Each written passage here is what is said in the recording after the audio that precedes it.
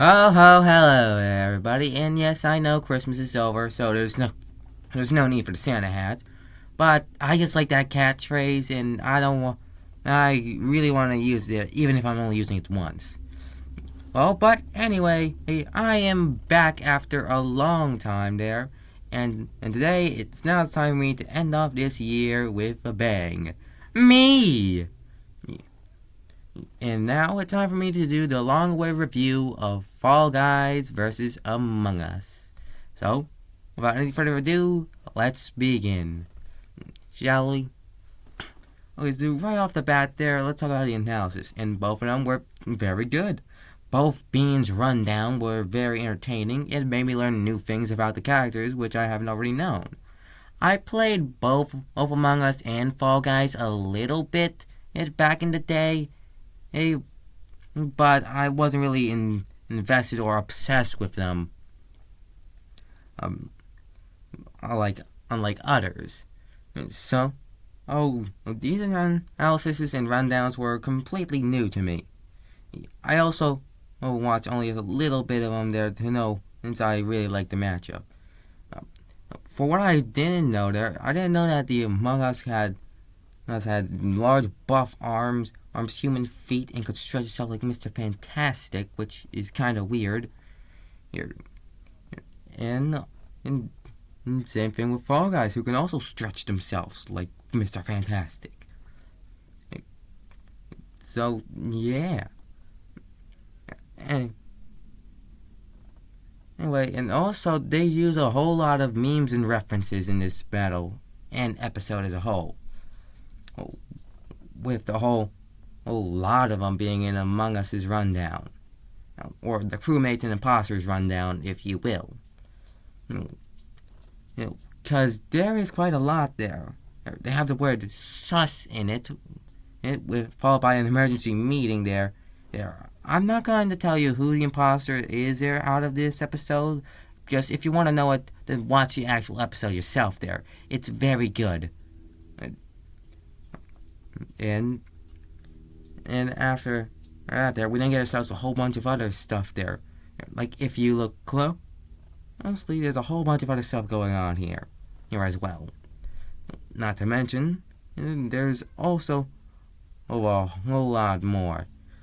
Like this one having the Among Us analysis end, followed up by the next Fall Guys one there.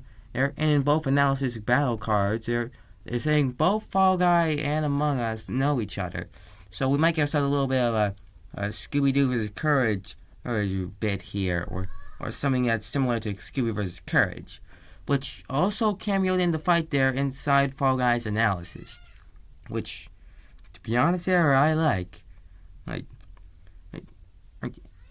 Continuing on with the Fall Guys one there, they did a whole lot of stuff there, like including Twitter stuff in here, which, to be honest there, is like one of the only good uses of Twitter. Which, to be honest there, the Fall Guys Twitter account there is basically the only person that still uses Twitter unironically. Because, well, I kind of dropped out of Twitter there sometime. Anyway, back on topic, we then have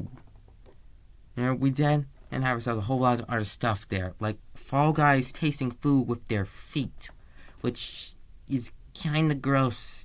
Ugh. But this fight, also, in Fall Guys analysis, we also get a reference to the show Wipeout, and I like that show. Now I want to see it again, and I'll go watch it after I'm done with this video. But until then, we gotta keep on going. Now let's get to the fight. And this analysis segment is actually kind of long there, longer than most, so that's something. Now it's time for the fight there, and before we get into it there, I gotta say this there.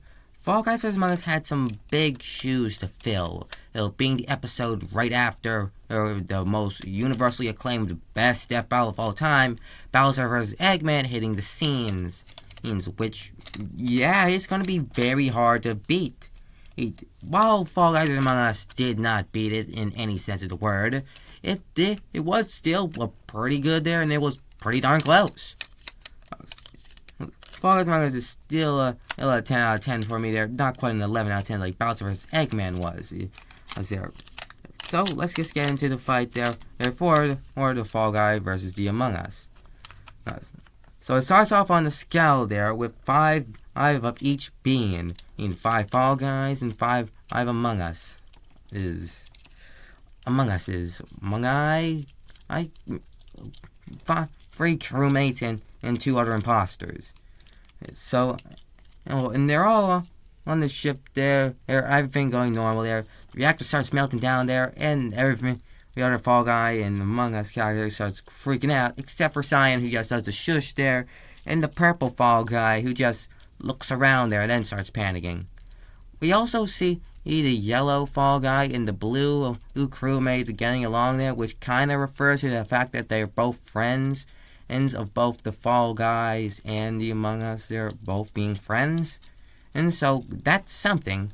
Anyway, we then get ourselves a little bit of suspense there, where we see Cyan eat Brown's head off.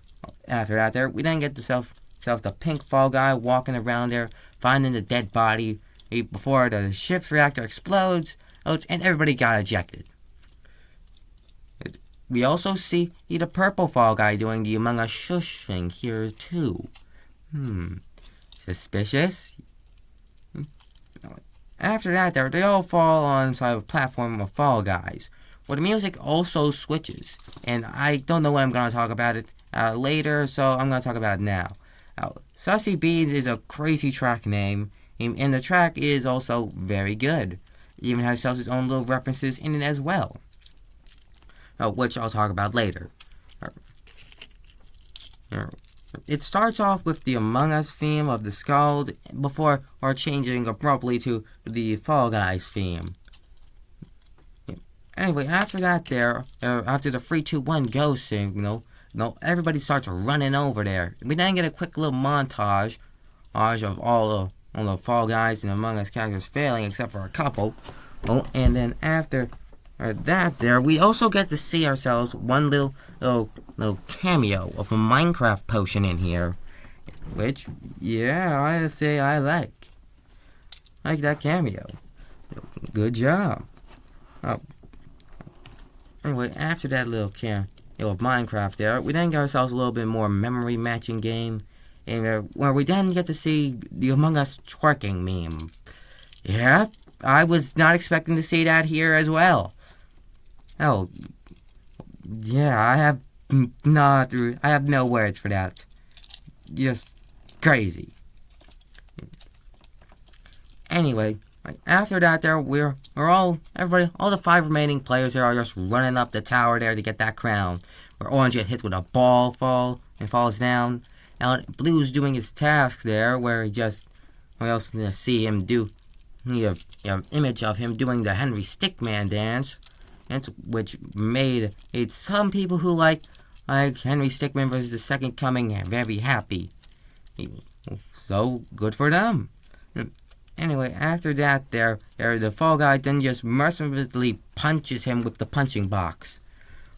We then also get to see Cyan trying to kill the pink Fall Guy, but failing. And then we get ourselves a little Danganronpa reference. Which, I was not expecting that there. Also might be a sign that we might get Monoko's Koro Sensei sometime down the line.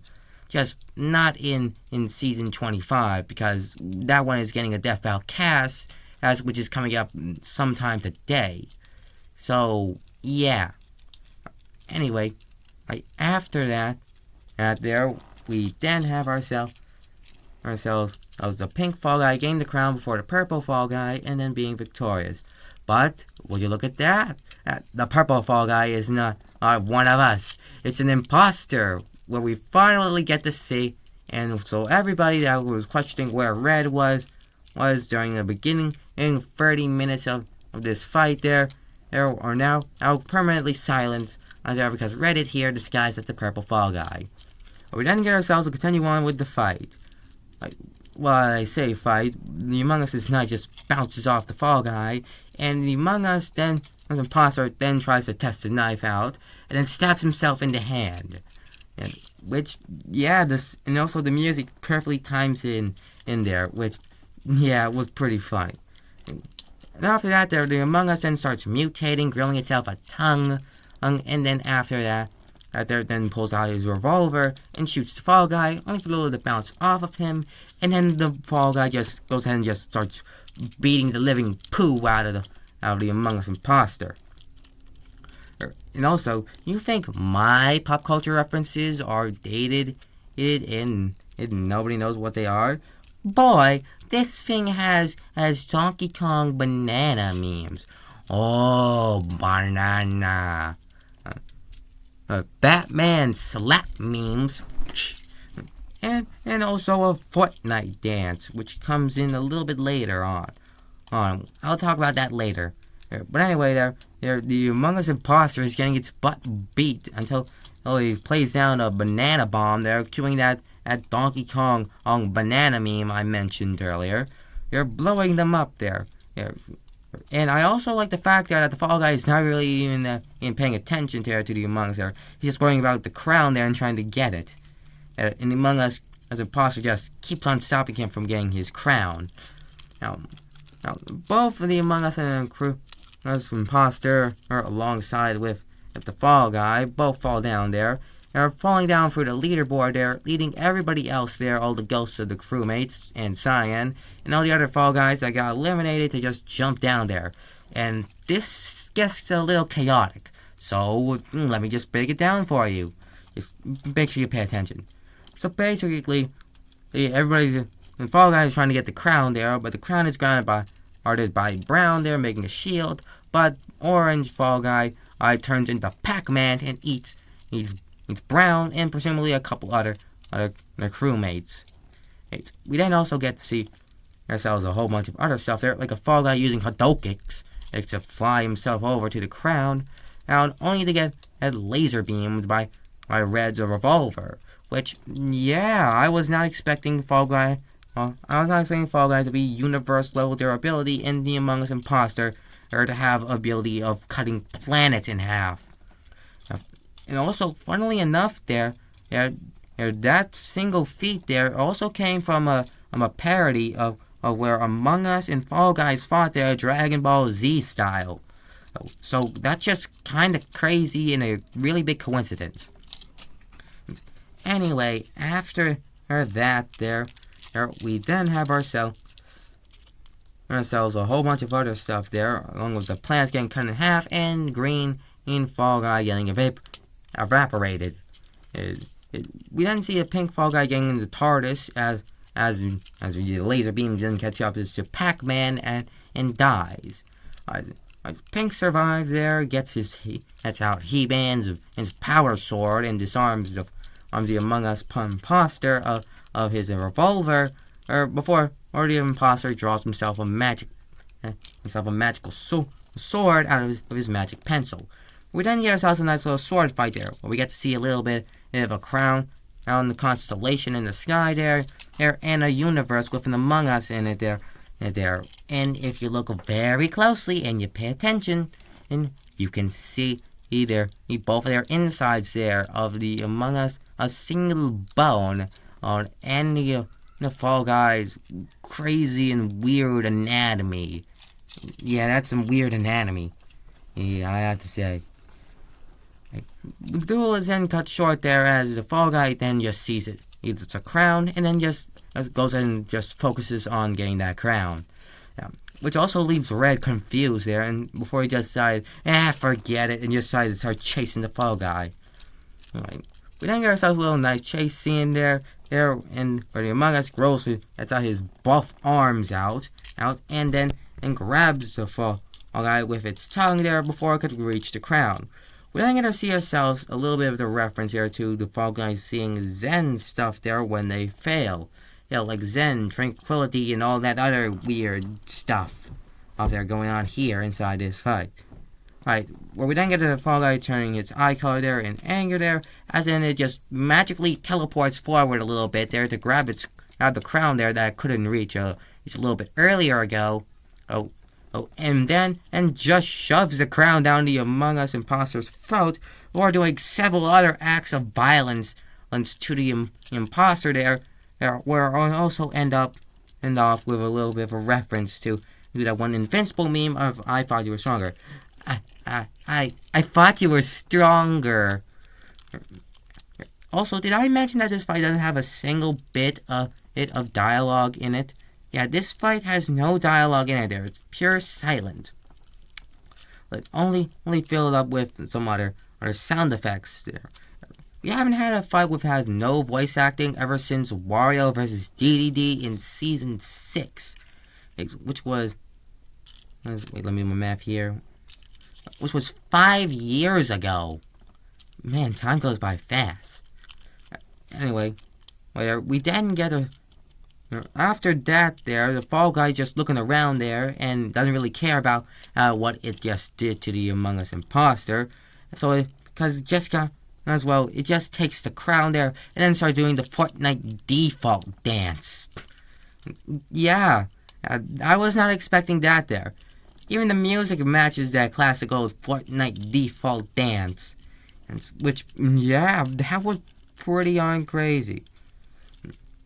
So, and the ending analysis was indeed pretty darn good. And people, yeah, I'm glad I voted for this one there to possibly be happening in the 2D fight in the Tournament of Champions before the Tournament of Champions happened. Which is good. Anyway, like after that, we then have ourselves the ending analysis of both there, and it was pretty good there. And I called it there. The Among Us lost and the Fall Guy won there. I was right. So I'm ending off this season of year of Death Battle with a good old free W. A good old amount of free W's under my belt. But I'm gonna keep that streak going there next time there as well. I'm still going to count the other matchups there that were in the Death Battle Kickstarter one there because, well, why the heck not? Right. And now, let's talk about the next time there. First, Fall Guys Among Us was indeed a 10 out of 10, and it was pretty good. The only thing I thought was missing from it there was a little reference to Fresco Canal's rap battle of Fall Guys vs. Among Us, which is what I was calling this fight all along there, even though the battle is called Among Us vs. Fall Guys. So, yeah. Anyway, let's talk about the next time there, which is Kratos vs. Ozra. And, to be honest here, it's kind of crazy. Tom vs. Wily won the Tournament of Champions, and yet Kratos vs. Ozra is happening before it does, for some reason. Even though Kratos and Ozra lost. So, yeah. But, judging from the teaser we had there in a couple, some time back there, it's looking pretty darn good. Not gonna lie. Alright, if you haven't seen in my review of what's going to be happening in the Death Battle Kickstarter season, or Season 11 as I call it, let me give you a little bit of a refresher. So basically, I was looking at Kratos vs. Ozra there, and here was what's happening here. Kratos just sitting around in his house as voices just talk to him, and Ozra just waltzes himself inside Kratos' house. I was doing some classical home invasion stuff. There, with Kratos just looking behind him there, and the footage just cut off there at a sneak peek. But I'm pretty sure the fight will take place after that there. And we also might get some good dialogue.